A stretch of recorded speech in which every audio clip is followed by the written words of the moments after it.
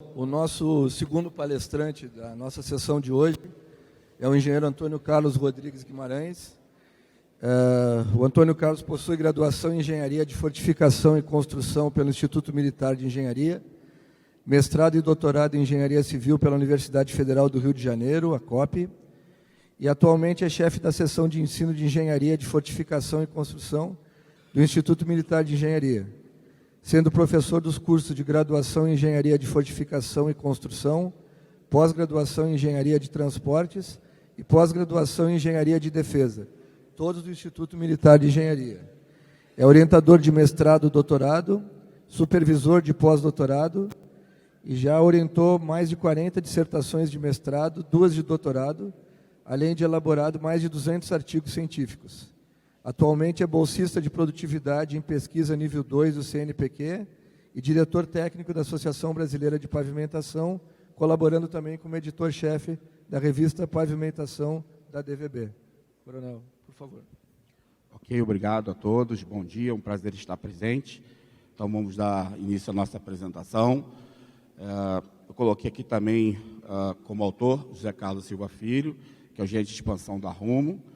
Acredito que a gente vai ter um espaço no final para ele falar um pouquinho sobre as aplicações desses ensaios de modo de deformação permanente na área de infraestrutura ferroviária, que é uma área que está em alta no Brasil, com investimentos bilionários e que eu acho que pode ser uma oportunidade para vários jovens, né, e profissionais, empresários, tal, que queiram também ampliar a sua área de ação para esse modal de transportes.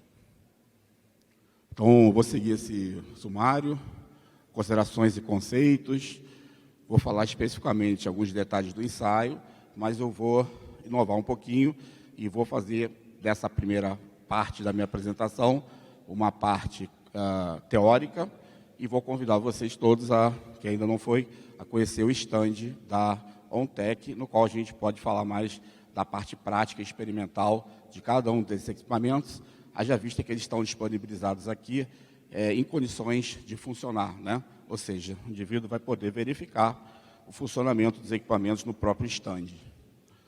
Alguma coisa sobre modelos de previsão, resultados típicos, inovações e perspectivas e as considerações finais. Já vou adiantando que esse assunto é muito denso e a gente tentou sintetizar aqui em uma apresentação. Vou ter que correr em alguns aspectos para poder cumprir essa etapa, né? Então, em termos de referências, eu usei muito mais referências do que essa, mas queria citar especificamente as normas DENIT, né? Então, existe norma hoje, no caso de modo resiliente para solos e britas, através de ensaios sequenciais de cargas repetidas, ela já existia, né? Ela foi atualizada em 2018, e a norma para ensaios de deformação permanente foi uma inovação dentro do projeto Medina, né? Necessária para a implementação do método Medina. Então, a minha apresentação toda vai ter foco na parte de comportamento de solos e britas, ou seja, materiais de base, subbase, reforço, subleito, e não vou me referir à deformação permanente de misturas asfálticas, que a abordagem teórica é outra bastante diferente. Porém, dentro do método Medina, dentro do software, né, carregando os dados de modo e os parâmetros de deformidade permanente, você consegue fazer o cálculo do afundamento de trilha de roda total menos a parte de mistura, que é avaliada pelo ensaio de flow number, e aí usar, né, parâmetros limite para efeitos de dimensionamento. Alguns conceitos, né? Então, essa questão, eu tenho ouvido falar muito, né, as pessoas falando, olha, ensaio de modo, ensaio de deformação permanente. Graças a Deus, há uns 10 anos atrás, poucas pessoas pesquisavam e se preocupavam com deformação permanente de solos para o dimensionamento de pavimentos. Porém, não é exatamente isso, né, que a gente analisa, né? Eu prefiro ver essa questão do módulo da deformação como um subconjunto de uma análise mais profunda, que é o comportamento mecânico de solos e britas submetidos à ação de cargas repetidas, daí o título da apresentação, ok? Então, dentro dessa abordagem maior, esses subconjuntos estão consolidados e estão já disponibilizados para a implementação de projetos de engenharia. Mas nós vamos falar, por exemplo, um termo como shakedown, que talvez não seja de conhecimento de todos, né? A deformação permanente, ela tem um aspecto importante, não só para os pavimentos de alto volume de tráfego, conforme se acreditava também uns 10 anos atrás. As rodovias que têm revestimentos esbeltos, elas geram maiores tensões verticais, né, devido ao tráfego, nas camadas de base, por exemplo. Okay? Então, isso faz com que, e nesse caso, você não está muito preocupado com o trincamento do revestimento, porque, às vezes, ele nem existe. Às vezes, está falando de rodovia de revestimento primário, né, ou similar. Então, nesse caso, o ensaio que determina, que melhor avalia o comportamento mecânico, é o ensaio de deformação permanente através de cargas repetidas, né? Ainda existe aquela velha discussão, que infelizmente ainda é atual, né, de você avaliar o comportamento dos solos e materiais de pavimentação no Brasil em geral, sem levar em consideração as peculiaridades de comportamento dos solos tropicais. Isso é um erro crasso que, durante décadas, excluiu a possibilidade de se utilizar determinados jazidas de materiais em pavimentos, haja vista que eles estavam sendo avaliados por ensaios que não pegam essas peculiaridades de comportamento. Okay? Destaco também a pesquisa PICR, né, Pesquisa Interrelacionada de Cursos Rodoviários, 1979 1981, conduzida pelo governo federal, que fez uma série de avaliações de rodovias federais no país. Esse trabalho está consolidado, os dados estão lançados na tese de doutorado do César Queiroz, e ela identificou que, naquele momento, que o principal problema, a principal patologia, né, o principal problema estrutural dos pavimentos do Brasil era o trincamento por fadiga e não afundamento de trilho de roda, conforme observado em pavimentos americanos, europeus em geral, né? Então, isso direcionou grande parte das pesquisas com foco nessa questão do estudo de fadiga. Porém, parte desse bom comportamento está associado ao comportamento dos solos tropicais, que tem coesão natural, né? São materiais, obviamente, compactados, umidade ótima, e tem uma coesão muito forte devido à presença dos óxidos de ferro, que diminui bastante a tendência desses materiais terem deformação permanente. Mas, hoje, o cenário é diferente, há registros de deformação permanente, e não basta você partir dessa hipótese, você tem que entender melhor como é que isso funciona para evitar que problemas futuros aconteçam em relação a essa questão estrutural. Okay? Essa palestra ela é oferecida, foi convidado pelo pessoal da Untec, Luiz Barbieri. Há cerca de 2 anos atrás, eu fui procurado, né, no sentido de dar uma avaliação, um palpite, uma analisada, né, no equipamento que eles estavam desenvolvendo. Eu fui surpreendido, né, com a qualidade do equipamento, com toda a assistência. Assim, em termos de uma semana, esse equipamento já estava lá no nosso laboratório do IME, para que a gente pudesse fazer alguns ensaios.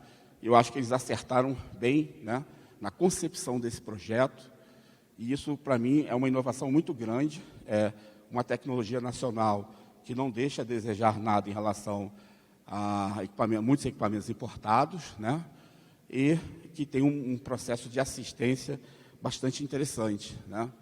Então, as pessoas perguntam, qual é a sua ligação, né? Nós somos colaboradores desse tipo de ação, né? Desse tipo de empresa que realmente quer verificar na universidade uma parceria para aprimorar, né, os seus equipamentos, né? E não analisando a universidade somente com um cliente, né, que você vende e depois o pessoal corre atrás para poder tornar operacional os seus equipamentos. E, acima de tudo, nós entendemos que a missão da universidade é desenvolver novas tecnologias antes de que elas efetivamente cheguem na prática, né, no qual você muitas vezes não tem a capacidade de verificar, de avaliar, né, se é o caso realmente de utilizar esses equipamentos. Então, gosto muito dessa cooperação e fico muito feliz de ter sido convidado para fazer essa palestra aqui. Claro, já falei, existe o stand, para que vocês possam conhecer melhor as pessoas que trabalham lá na empresa e como que eles desenvolveram e como é que funcionam os equipamentos. Voltando ao aspecto conceitual propriamente dito, até aí os anos 90, já se sabia, né? Isso aqui é um comportamento tensão versus deformação, né? Aqui nós temos a tensão e aqui nós temos nosso deslocamento, né? Na verdade é tensão versus deslocamento, né? Então, se sabe que o material, quando você vai aumentando a solicitação, ele ultrapassa o limite de elasticidade, né? Isso aí é resistência dos materiais, vamos dizer assim, e que depois que ele cessa essas aplicações, ele retorna já acumulando uma deformação plástica, né? Os materiais perfeitamente elásticos, obviamente, não têm essa característica, mas também não são comuns, né? Eu praticamente nunca trabalhei com nenhum com essas características em laboratório.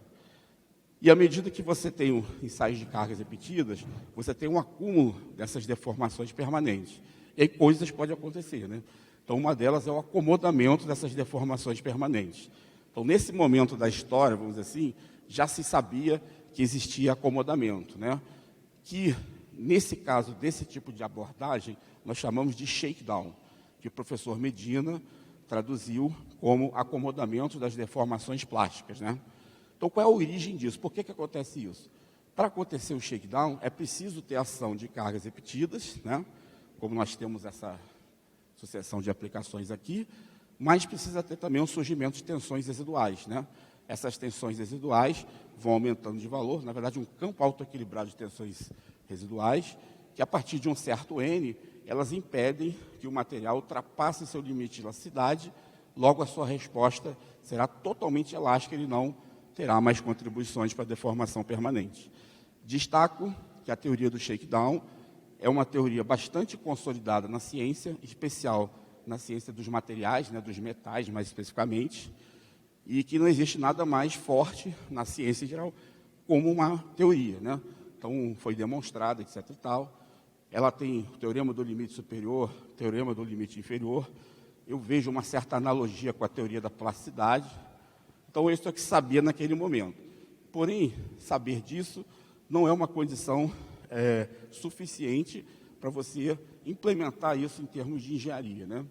Então, a partir do final dos anos 90, e mais especificamente no ano 2000, a Sabine Werkmeister, uma pesquisadora da Universidade de Dresden, fez seu doutorado na Universidade de Nottingham, com o Andrew Dawson, que já deu palestra aqui no Brasil em outros eventos, e eles desenvolveram uma abordagem do comportamento dessas deformações, né, de materiais de pavimentação submetidos à ação de cargas repetidas, à luz da teoria do shakedown e fundamentada nos ensaios triaxiais de cargas repetidas. Então, para mim, essa abordagem ela foi um marco, né, na interpretação desse comportamento, e é em cima dessa abordagem que a gente deu sequência nas nossas pesquisas,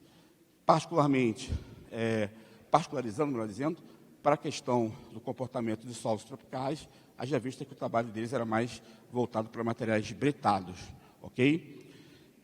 Só para vocês terem uma ideia do que isso realmente representa, em 2011 foi publicada uma norma britânica que considera a determinação do limite do shakedown através desses ensaios de cargas repetidas, além de modo resiliente, deformação permanente, etc. Ou seja, é um assunto bastante consolidado lá fora e que, infelizmente, aqui no Brasil ainda não está tão desenvolvido, né? Mas nós demos um grande passo a partir da adoção do método Medina, especificando a avaliação da deformação permanente de solos híbridos. Então, esse acomodamento, ele efetivamente existe? Então, uma das respostas para essa pergunta é a avaliação da pista experimental da AASHTO, né, AASHTO Road Test, entre 1958 e 1960, no estado de Illinois, em que eles fizeram um monitoramento de vários defeitos de pavimentos, e, entre outras coisas, eles verificaram que determinadas estacas, o PSI estabilizou, né? Para ele estabilizar, certamente houve um acomodamento das deformações permanentes.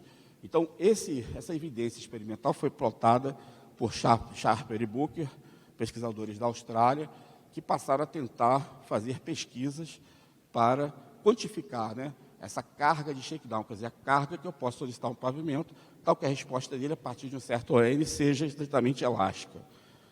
Então, isso deu origem a um dos primeiros artigos, e depois, esse trabalho também foi feito em cima por um pesquisador chamado Lufti Haad, inicialmente na Universidade de Beirute, americana de Beirute, depois para uma universidade lá no Alasca, que eu não lembro qual era, em que ele fez uma modelagem computacional, usando métodos numéricos, né, usando o modelo de Bohr-Coulomb e programação linear.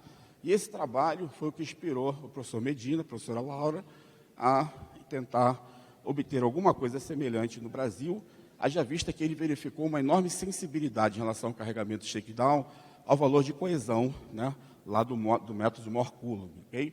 E nós sabemos que os solos tropicais rico em óxido de ferro, né, os solos lateríticos, etc., tem coesão verdadeira, né, uma coesão muito alta quando efetivamente compactados como material de pavimentação. Aí vem aquela história, qual é a melhor maneira de abordar isso? Morcúlume ou algum outro processo, né? Morcúlume tem algumas restrições, principalmente para a parte de implementação seguida, né, dos resultados, né? E hoje o que a gente faz é essa abordagem que eu já falei da Sabine e do Dawson, ok? Que é uma pesquisa do shakedown do material através dos ensaios traxiais de cargas repetidas. Então, esse aqui, vou apresentar somente 2 gráficos para simplificar bem. Esse aqui nós temos a deformação vertical aqui na horizontal e a taxa de acréscimo dessa deformação. Então, eles identificaram 3 níveis de resposta, né, que eles chamaram de A, B e C, onde o A, essa taxa de deformação chega a um valor muito baixo, aqui na ordem 10 a menos 7, isso significa que ele se acomoda, né, em termos de engenharia, né, ou um nível de escoamento plástico, a taxa de acréscimo da deformação ela diminui bastante, mas ela não se torna nula. Essa é uma informação importante, porque nós trabalhamos com N na ordem de até 10 a quinta em laboratório, para determinar esses parâmetros, e fazemos projetos 10 a 7, ou até mesmo 10 a oitava, ok? Então, existe uma extrapolação desses valores de deformação permanente. Então, se não estiver muito bem modelada essa taxa de acréscimo, você pode chegar na extrapolação a um valor bem mais alto de deformação do que efetivamente irá acontecer. E existe um terceiro domínio, aqui um terceiro tipo de resposta, que está mais associado à condição de ruptura, que eles pesquisaram, mas nós não pesquisamos muito, porque existe uma limitação também de carga de equipamento.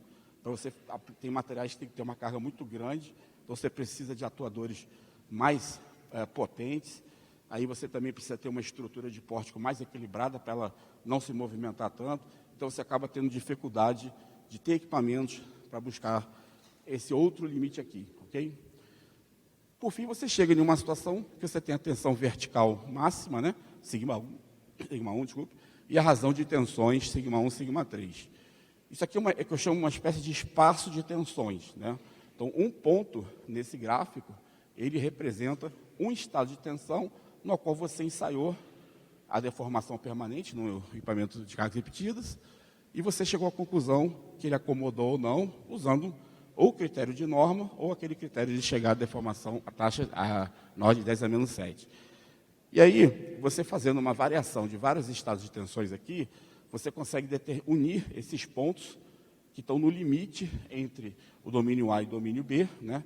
Quer dizer, quando você efetivamente tem uma situação de escoamento, ou início de escoamento, fim da situação de acomodamento, e você consegue ter uma função, né, uma fórmula aqui, que associa essa tensão à razão de tensões. Essa função é o limite do shakedown, ok?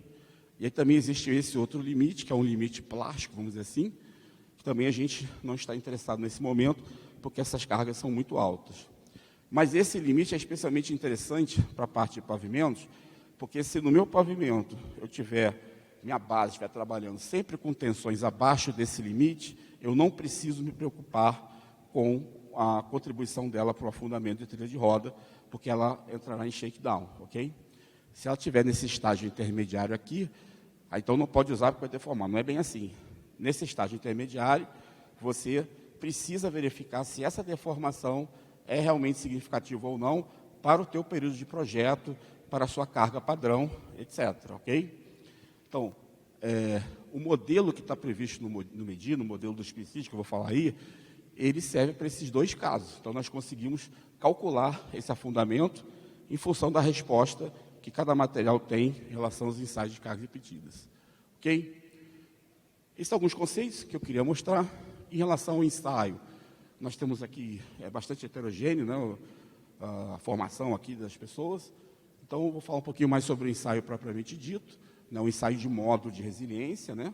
Então, nós temos que ter o equipamento triaxial de cargas repetidas.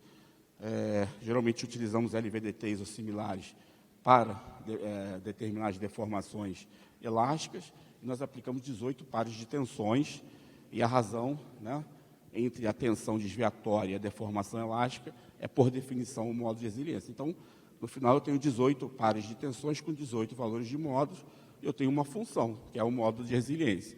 E a gente vai entrar depois em uma outra questão, que é como enquadrar isso nos modelos existentes, de forma a ter um modelo que efetivamente represente bem o comportamento dos materiais. Aqui é uma foto do equipamento, da OnTech, né? Eu digo que ele é montado sobre chassis, entre aspas, né? Você consegue ter um deslocamento fácil no laboratório.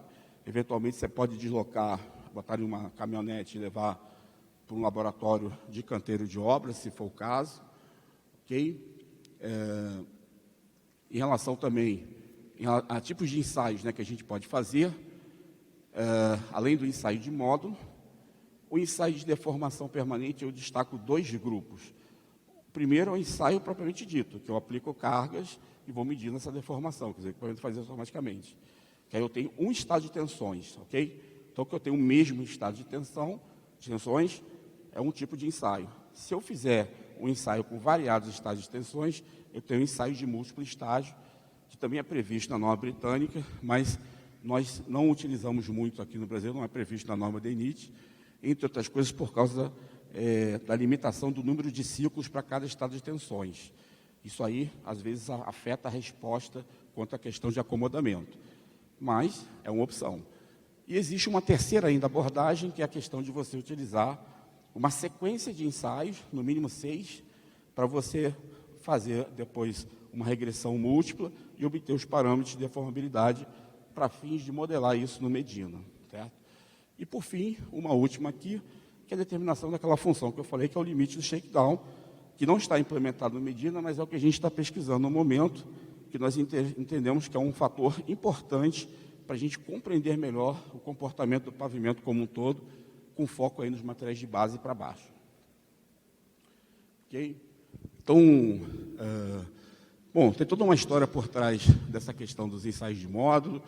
Não está aí, mas eu destaco 1977, introdução na COP, o primeiro equipamento no Brasil, uma evolução importante, fundamental para a aplicação da mecânica dos pavimentos, a definição, né, o deslocamento elástico, né, a deformação elástica ou resiliente, ela é a razão entre o deslocamento e a altura inicial do corpo de prova. O módulo é a tensão desviatória dividida por essa deformação, que é variável na maioria das vezes, e quase todas as vezes, em função do estado de tensões. Aqui um croquis de um equipamento padrão, onde você tem os sensores LVDTs, né, para a determinação das tensões verticais, tanto elásticas quanto plásticas. A câmara, né, onde se aplica a pressão, né, com ar comprimido, e o pórtico, né, com o atuador propriamente dito. Para fins de materiais de pavimentação, essas cargas não precisam ser tão elevadas. O equipamento tem uma estrutura bem menor, por exemplo, do que aqueles que a gente verifica nas pesquisas de estruturas de concreto armado, metálicas, etc. Mas atende totalmente à finalidade. Aqui, no caso específico desse equipamento da OnTech, a atuação vertical é servocontrolada, né? Então, não tem uma atuação via compressor de ar, o que diminui bastante o tipo de compressor que eu posso utilizar.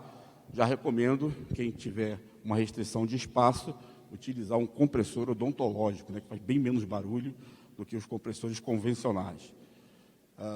Não é só a OnTech que tem aí no mercado, a Sigel, né, que é do Ricardo Gil, também já fabricou muitos equipamentos. Nós temos no IME o equipamento da Sigel, desde o ano de 2002, e mais recentemente uma outra empresa lá de São Carlos, a BioPDI, também, fora, logicamente, os equipamentos importados. É possível fazer ensaios com corpos de prova 10 por 20 ou 15 por 30, que aí no 15 por 30, dependendo da faixa de lastro, granulométrica do lastro que você tenha, você pode ensaiar também material de lastro, né? Ok?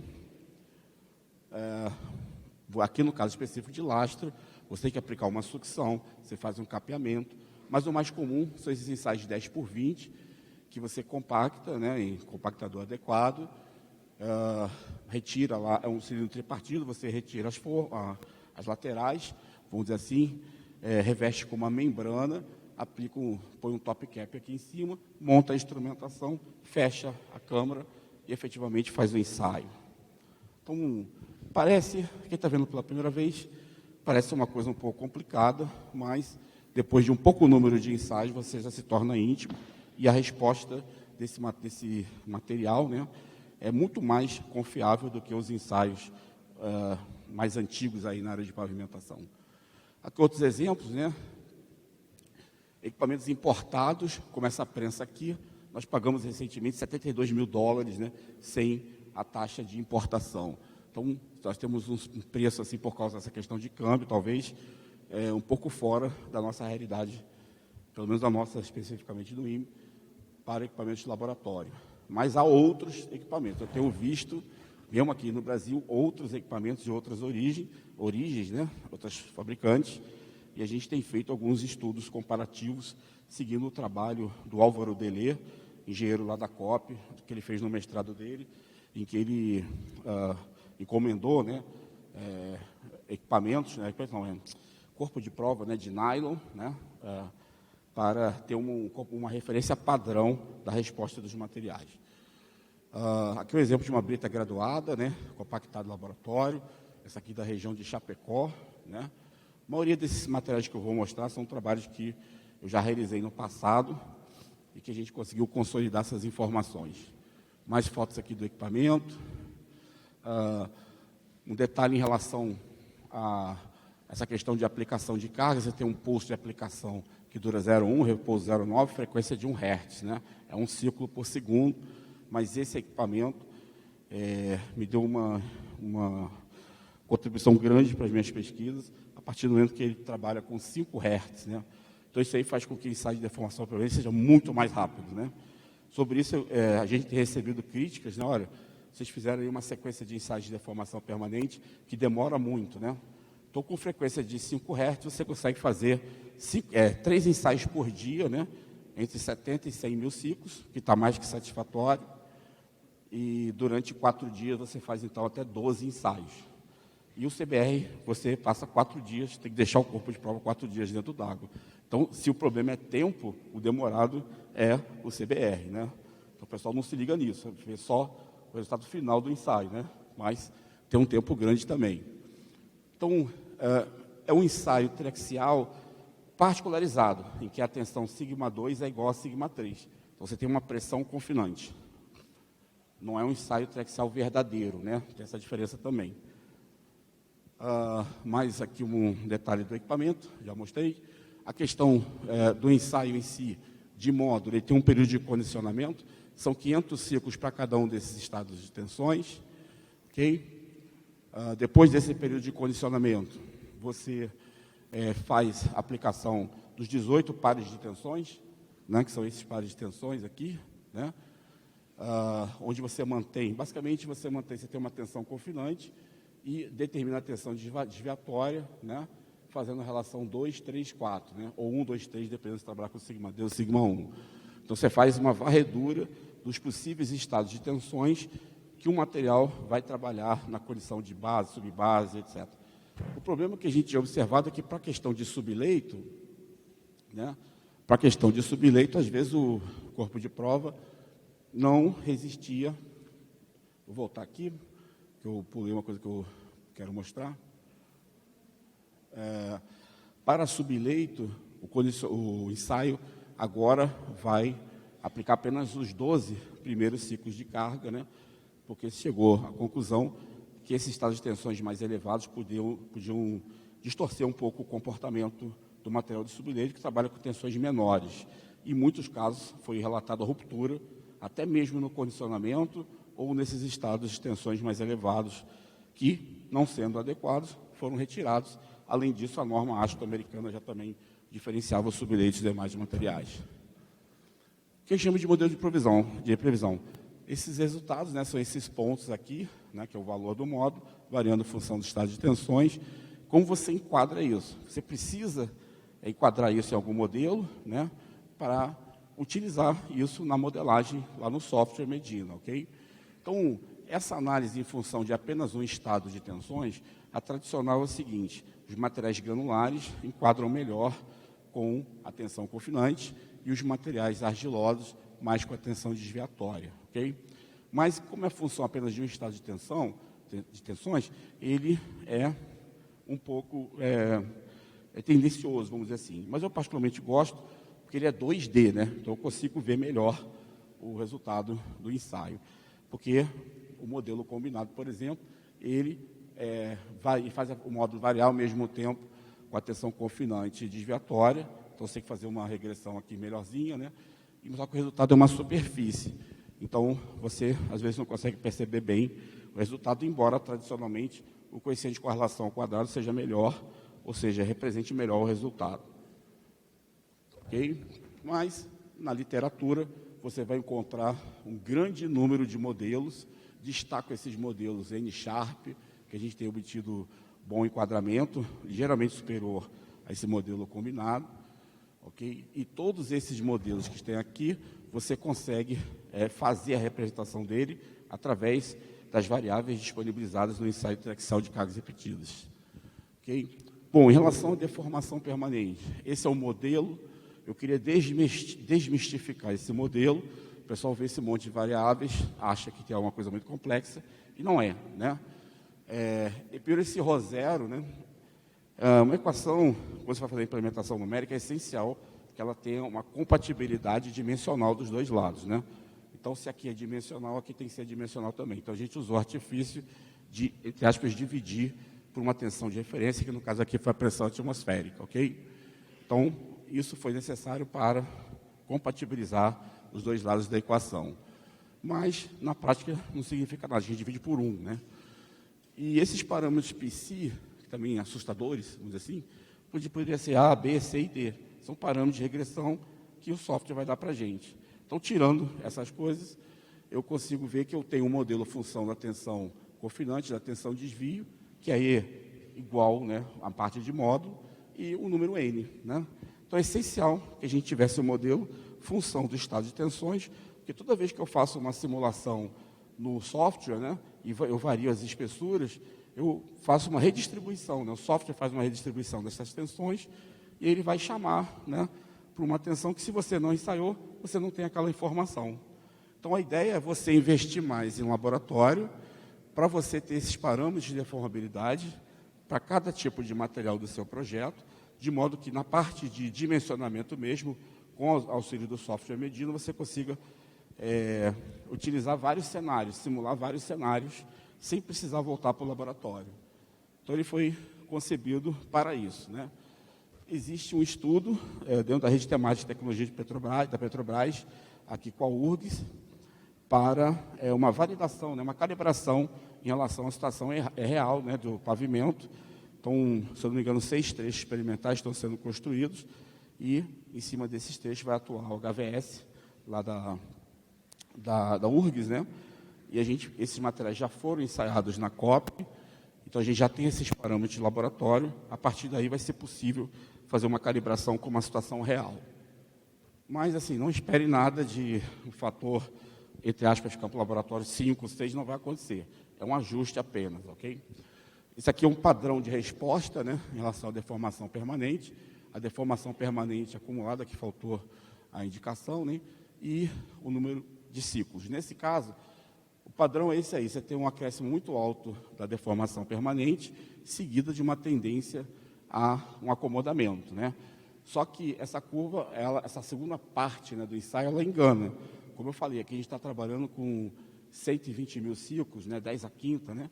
Quando eu extrapolar isso aqui para 10 a sétima, se essa minha curva for muito inclinada, eu vou ter valores bem maiores. Então, a gente se preocupa muito com essa taxa de acréscimo da deformação permanente. Então, para cada ensaio, você tem como resposta o número de ciclos e a deformação permanente.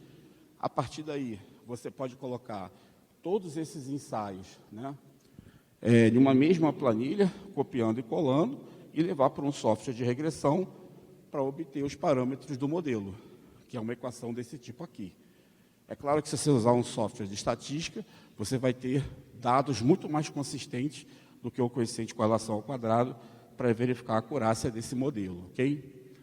Mas esse, basicamente, é o procedimento padrão para, a partir dos ensaios de deformação permanente, com vários estados de tensões, obter os parâmetros de deformabilidade. E aí, o que a gente faz com esses parâmetros? O software, ele consegue determinar o estado de tensões em cada elemento, vamos dizer assim, do pavimento. Ele chama o modelo, né, carregando aqui com o estado de tensões e com N, e você consegue calcular a deformação específica, né, que seria, em tese, uma redundância, mas também foi colocada de propósito para isso, que multiplicando essa deformação pela espessura daquele elemento, daquela camada, e fazendo o somatório vertical, eu tenho um afundamento de tiro de roda total para as camadas de base para baixo, ok? E como eu falei, isso é comparado a um limite, dependendo da utilização do seu pavimento, se é alto volume de tráfego, baixo, médio, etc, ok? Então, alguns resultados típicos, né? Isso aqui é um subleito da BR-282, lá de São José do Cerrito, trecho executado pelo Exército, né? Primeiro batalhão ferroviário, mas também já tem uns 20 anos. Nós analisamos bastante esses materiais e mostra a sensibilidade, né, em relação à umidade. Então, vocês sabem que, de acordo com a norma DENIT, tem uma aceitação de 2 pontos percentuais em relação à umidade ótima, mas em relação a módulo e deformação permanente, pode ser que a gente tenha um acréscimo indesejável de deformação ou uma diminuição significativa de módulo. Especificamente na região analisada, e a gente tem que ver o arcabouço geológico, né, pode ser que a gente não tenha materiais de boa qualidade no subleito, né, camada final de terraplenagem, etc. Então, como já falou aqui o pessoal da EGIS ontem, né, em relação à possibilidade de estabilizar subleito com cal, para melhorar a vida útil, eu concordo plenamente, principalmente nessas regiões de subleito ruim, que não é uma obrigatoriedade, né, mas pensando na questão estrutural do pavimento, ela é bem interessante. Aqui um exemplo de como não se deve avaliar, né, é uma dispersão muito grande, eu não posso dizer que essa reta representa esse módulo, né, então, mas aqui eu posso fazer uma estatística, né, trabalhar com média, desvio padrão, estabelecer um limite e classificar esses pontos muito fora como outliers e recalcular isso até ter um enquadramento melhor. Ou eu posso mudar de modelo e verificar que, de fato, ele não encaixa bem com a tensão confinante, encaixa melhor com a tensão desvio, ok? Aqui, alguns casos, você pode ter um R2 baixo e não necessariamente está totalmente desenquadrado o modelo. É situações que você tem um módulo mais próximo do constante, isso pode acontecer também. Então, essa situação aqui eu classificaria mais como material com módulo constante do que como material efetivamente desenquadrado, ok? Em relação à questão de tamanho do corpo de prova, existe também alguma influência, né? Aqui é um material fino, ensaiado 10 por 20, outro 15 por 30, e uma diferença aí em um estado de tensão específico, entre um 8,9 e um 48, é uma diferença pequena, mas que a gente não pode simplesmente negligenciar. O certo é você, se puder, trabalhar com os 10 por 20 para material fino, né? Ou se quiser trabalhar, faz todos os ensaios com 15 por 30. É claro que a ideia do 15 por 30 é quando você tem problemas em relação à granulometria, né? Granulometria graúda, aí você tem que usar um corpo de prova maior, ok? Tá, um outro material que eu acho interessante, essa areia fina aí da região de Campo Azul, Minas Gerais, que mostra a enorme sensibilidade desse módulo, desse material, em relação à tensão confinante, né? Então, aumentou a confinante, você tem um aumento significativo dessa rigidez dos materiais. Botei esse exemplo aí para explicar isso, né? Essa aqui é uma laterita do Acre, área de atuação do 7º BEC, onde eu comecei minha carreira dentro do Exército, né, Sistema de Engenharia de Construção do Exército. Esse material me deixava bastante intrigado, né? Costumo dizer que eu sou geotécnico por causa dessa experiência no Acre, porque ele não tem valor de CBR elevado, mas é um solo extremamente laterizado, né? Então ele forma quase que uma laje quando você compacta, mas por norma eu teria que estabilizar esse material. Então a adoção do método Medina, ela exclui essa necessidade para esses casos específicos, né? Nesse caso aqui é um material que tem um elevado teor de finos, mas esses finos são lateríticos, né? Do tipo L', aquele L' do professor Nogami, né? De toda a história aí da metodologia MCT. Okay? Então, avaliar simplesmente pelo método CBR resultava em uma estabilização desnecessária. E ordem de grandeza desses módulos médios, 585, 566, maior do que todas as britas graduadas que eu já estudei nos meus laboratórios, né? Aqui eu tirei do Celso Ramos, engenheiro da Prefeitura do Rio de Janeiro, ele fez um trabalho bacana no mestrado, fazendo módulo aí e outras coisas, né, de das várias britas, se não me engano, 22 pedreiras do Rio de Janeiro. Então, o módulo para tensão de 100 kPa, em torno de 300 e alguma coisa, para essa mesma tensão, 763, essa laterita que não atende especificação. Então, eu quero dizer com isso que essa abordagem por módulo e por deformação permanente permite muito mais interpretação por parte dos projetistas, no sentido de se fazer um melhor uso dos materiais, especificamente os solos tropicais, tá? Porque as normas estrangeiras e todo o estudo consolidado aí de mecânica dos pavimentos, mecânica dos solos, de outros países do hemisfério norte, não leva em consideração essas peculiaridades. Essa tarefa é nossa, né?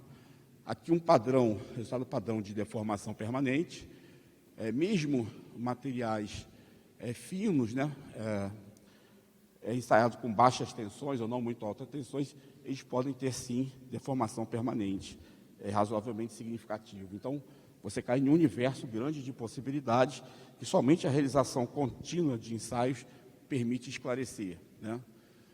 Então, a mesma coisa se refere a esse tipo de argila, aqui na verdade é um solo argiloso, né? Laterítico, Erigelinha, região de Ribeirão Preto. Esse solo aqui é um solo siltoso. Observa que a partir aqui do momento que aumenta um pouco as tensões, né, ele começa a apresentar grandes deformações e uma tendência clara de não acomodamento da taxa de acréscimo da deformação permanente, que é o coeficiente angular da tangente à curva aí em qualquer um desses pontos, né? Já esses aqui eles ficam praticamente horizontais, o que significa dizer que a taxa de acréscimo é nula, e ele se acomodou.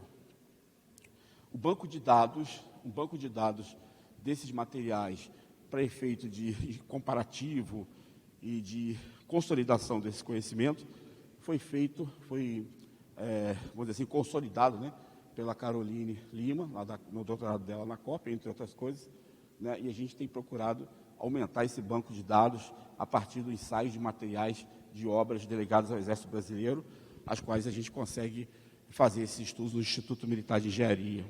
E várias outras contribuições que a gente vê na literatura. Essa questão de estudo de deformação permanente, especificamente, ela vem aumentando em várias universidades.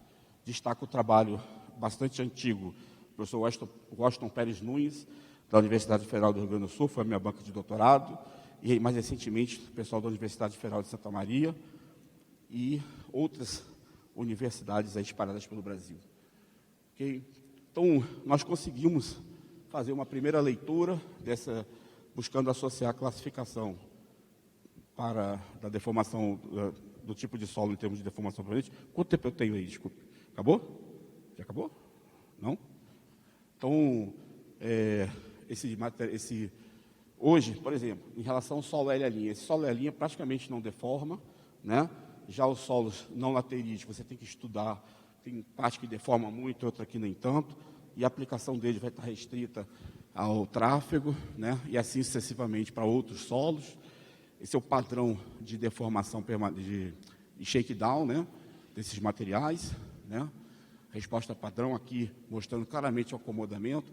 As lateritas, pissarras, cascais lateríticos, comportamento excepcional em relação à deformação permanente módulo. Sou muito fã desses solos, né? Aqui um limite de shakedown obtido pela Sabine Werkmeister, né, na tese de doutorado dela.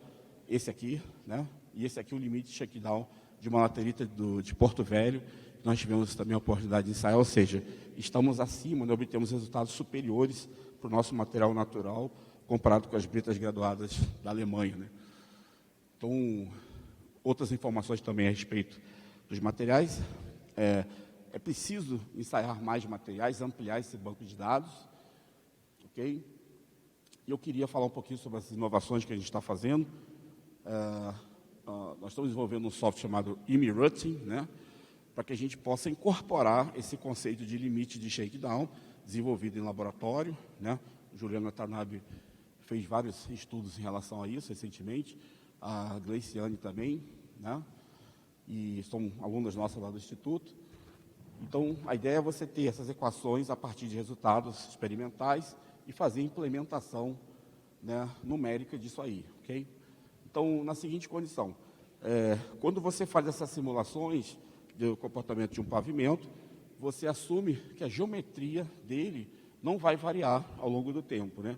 Mas a gente sabe que se a gente está precisando de deformação permanente, vai haver um afundamento. Então, essa simulação está dividida em ciclos, e após cada um desses ciclos, nós conseguimos fazer um cálculo novo da malha, né, desse pavimento.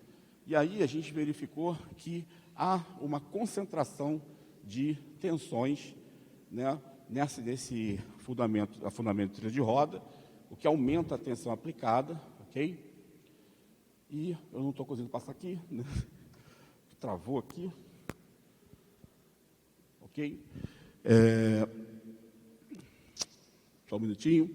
Então, essa concentração de tensões, né, no longo do afundamento faz com que haja um aumento dessa tensão vertical aplicada.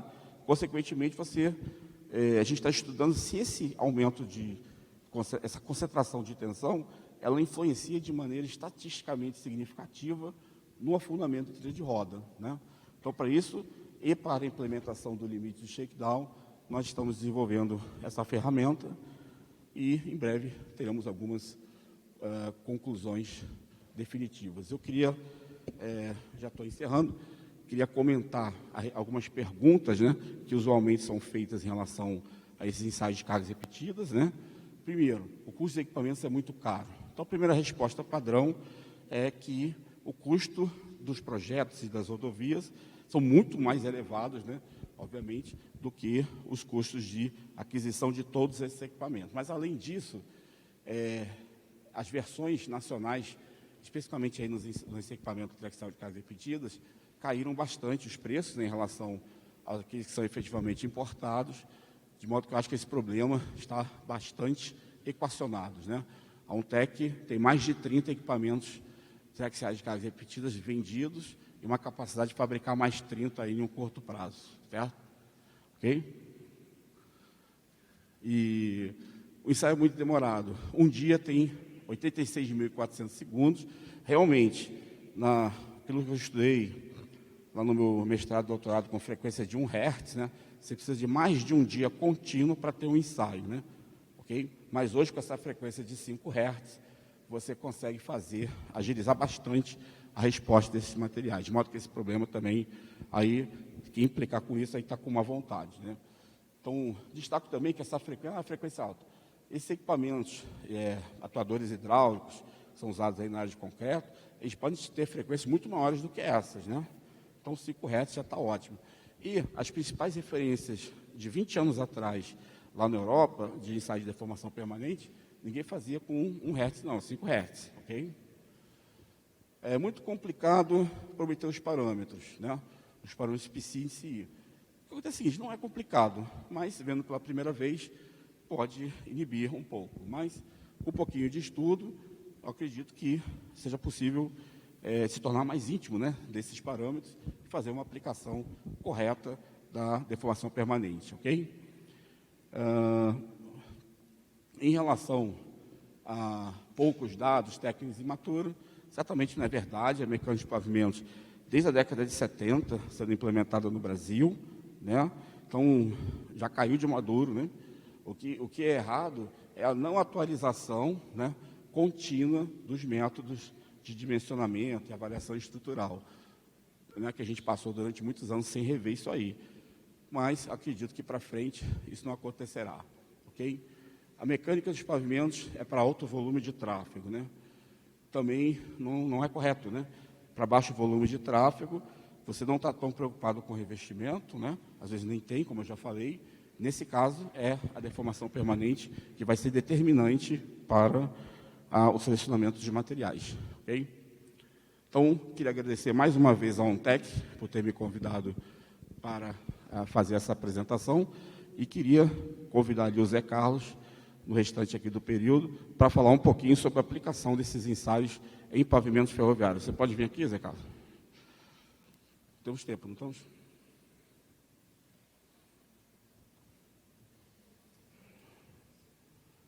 Cinco minutos, né? Beleza. Então, deixei só 5 minutos. Eu acho fundamental, né? O Zé Carlos é gerente de expansão da Rumo, né? A principal operadora de ferrovias no Brasil, e eles têm alguns bilhões de reais. Ele vai dar uma palestra, acho que amanhã, né, sobre esses investimentos que estão sendo feitos em ferrovias do Brasil, e isso requer tecnologia. eu também queria tomar um pouquinho do seu tempo só para dizer o seguinte: na área rodoviária, a gente tem observado, né, existe uma procura grande por essa abordagem, vamos dizer assim, de mecânica dos pavimentos, muito em resultado da ação do DENIT, né, de se adotar oficialmente esse método, né? Porque antes o pessoal também fazia mecânica de pavimento, mas não tinha um método de referência normatizado do DENIT, ok? Mas na área ferroviária eu tenho verificado um uso cada vez mais intenso por iniciativa dos projetistas, né, dessas empresas, porque eles realmente acreditam na eficácia, né, da ciência aplicada aí para o comportamento estrutural, o estudo do comportamento estrutural de pavimento ferroviário, mas eu vou deixar você falar mais sobre isso. Obrigado. Obrigado. Bom dia. Obrigado pelo convite, Coronel. O que o Coronel colocou aqui, ele é muito interessante para a gente. Hoje, só eu sou da Rumo, mas eu passei pela Vale, pela VLI. Então, hoje a Rumo tem 14.500 quilômetros de linha férrea. E nós temos um portfólio de aproximadamente uns 142 projetos, dá uns 2.000 quilômetros. Então, já desde 2019, início de 2020, a gente fez uma virada de chave muito significativa da forma como a gente faz projeto ferroviário, utilizando a mecânica dos pavimentos. E a resposta foi super positiva.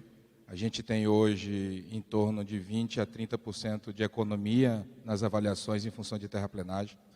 A gente trabalha muito a avaliação do tipo de solo e o que a gente consegue, com técnica, utilizar, né? Dificilmente a gente hoje está importando material. Eu participei daqui, estou desde o início, ouvi o pessoal falando solo cal, a gente também usa. As avaliações que o Coronel mostrou, é o dia a dia nosso. A gente mudou a especificação técnica da companhia, então hoje a gente cada vez mais usa menos o método empírico e mais o método de dimensionamento mecanicista. Então amanhã eu até trago algumas dessas inovações aplicadas. A ferrovia ela tem um padrão muito mais rigoroso de controle tecnológico, tanto na construção quanto na manutenção. Hoje uma locomotiva está em torno de 3 a 5 milhões de euros. Então, se eu tiver um acidente e cada trem vai 4 locomotivas, esquece o vagão, o prejuízo é muito grande. Então, a gente tem que trabalhar com baixíssimas deformações, com um grau de confiabilidade muito grande, e isso é o dia a dia, né? E aí eu falando pelo segmento, a gente tem conversado muito entre as ferrovias, Vale, MRS, VLI e a Rumo, e já existe um movimento muito significativo de ser o padrão a curtíssimo prazo. Então, a gente cada vez mais, novamente, deixando o método empírico e focando muito mais no método mecanístico empírico, que é o que o Coronel apresentou aqui. Eu acho que era só um pouquinho, mas hoje a gente tem um projeto muito significativo no Mato Grosso, onde não tem enquadramento tradicional dos solos. Então, basicamente, a gente não consegue materiais com a classificação, né, HRB tradicional. E nós estamos falando de 750 quilômetros de projeto, em algo em torno de 10 a 12 bilhões de reais, sem considerar importar material, utilizar a BGS e as soluções tradicionais. Então, a saída para o projeto é trabalhar na avaliação do desempenho. Sem isso, a gente não consegue dar viabilidade no projeto. E é por isso também que o Mato Grosso é um dos estados mais produtivos do planeta. Então, lá a gente tem uma dificuldade de achar material que enquadra. Se não for utilizando o método de dimensionamento baseado em desempenho, provavelmente a gente não conseguiria chegar num custo interessante para o projeto. Então, foi fundamental os nossos parceiros também comprar a ideia, trabalharmos juntos nesse entendimento dos solos do Mato Grosso para a gente conseguir fazer o projeto.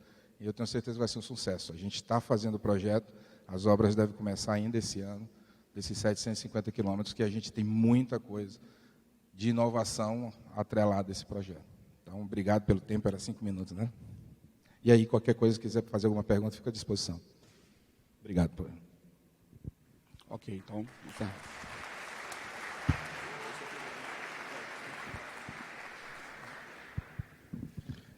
Agradecer ao engenheiro Guimarães, ao colega, parabéns pela apresentação.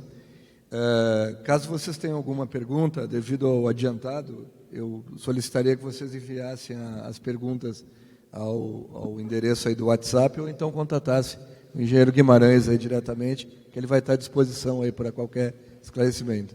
Muito obrigado pela presença de todos aí.